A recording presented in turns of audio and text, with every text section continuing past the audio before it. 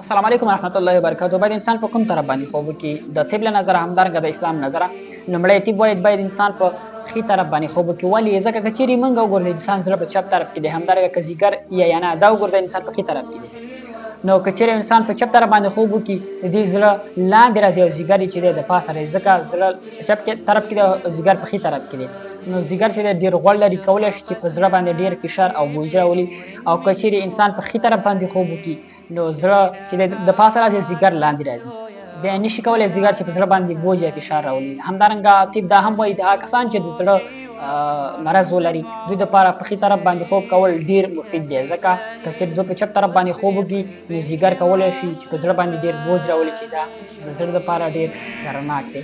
همدارنګه طب دا هم وایي که چېرې موږ په ښي طرف باندې خوب وکړو نو ډېر د سکون خوب به ولرو، بیا ډېر په اسانۍ کولی شو چې ساه واخلو. اوس اسلام څه ویلي؟ 1400 کاله مخکې محمد صلی په حدیث کې فرمایلی دي باید تاسو په ښي طرف باندې خوب وکړئ. په دې باندې محمد صلی ډېر ټینګار کړی، ځکه یوه شپه چې د محمد صلی سره صحابه میلمانه شو نو د خوب ټیم چې راورسېده محمد صلی ترې لاړ او دوی ویده شو. نو نیمه شپه چې شوه محمد صلی راچکر شو په دې خاطر چې د میلمانو احوال واخلي.